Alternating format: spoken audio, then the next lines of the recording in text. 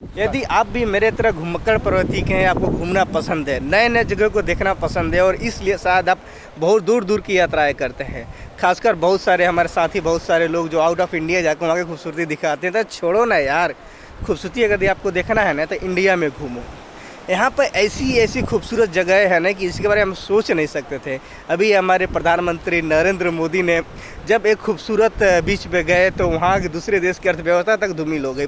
तो भाई देखो, अभी मैं विजयगढ़ के दुर्ग पर शूटिंग कर रहा हूँ और ये दुर्ग इतनी खूबसूरत है ना जिसकी मैं व्याख्या तक नहीं कर सकता।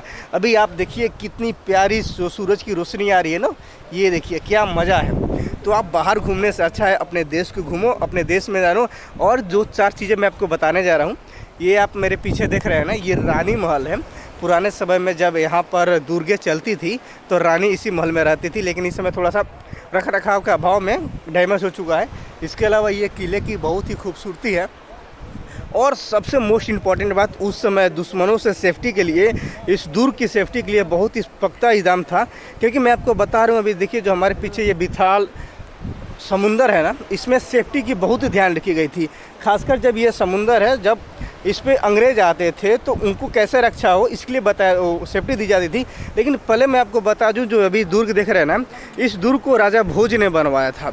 राजा भोज ने इस दुर्ग को बनवाया था ताकि यहाँ से सामानों का आदान प्रदान हो सके, एक देश से दूसरे देश तक, मतलब एक राज्य से दूसरे राज्य तक सामानों को भेजा जा सके। उसके बाद राजा भोज के राज शासन काल में पुर्तगाल आए, अंग्रेज आए और अटैक करके इस पर अपना कब्जा जमा लिया। लेकिन हम इंडियन कहाँ पीछे रहने वाले थे। उसके बाद महाराणा प्रताप शिवाजी आए और उन्होंने उन देशद्रोहियों को, उन अंग्रेज़ों को धूल चटाया, फिर इसको अपने कब्जे में लेकर इसको और ही विशाल डेवलप किया। तभी आप समुंदर देख रहे हैं। उस समुंदर में सुरक्षा की दृष्टि से 3 वालें चली हुई हैं, 1 2 3, क्योंकि ये इस समय चली थी जो अपनी जहाज़ें होती थी, जो आज से करीब 800 साल पहले की जहाज़ें होती थी, वो फ्लैट होती थी, तो वो समुद्र के ऊपर चलती थी और उसकी बहुत ही कम एरिया नीचे ज़्यादा था। लेकिन जो विदेशी अतिक्रमण आते थे, उनकी जहाज़ें ऐसे यू शेप में होती थी ताकि उनकी आर्क बना रहता था और उनकी जो नाव की होती है काफ़ी नीचे तक जाती थी। तो उस दीवार से लड़कर उनकी जहाज़ें के जो नीचे का पदार्थ टूट जाता था, जिससे जहाज़ में पानी भर जाता था और वहीं पर वो प्रस्त हो जाते थे।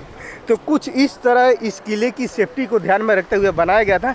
इसके अलावा बहुत सारे ऐसे रहस्य हैं, बहुत सारे ऐसे सेफ्टी यंत्र हैं जिसके बारे में बताना बहुत ही मुश्किल है।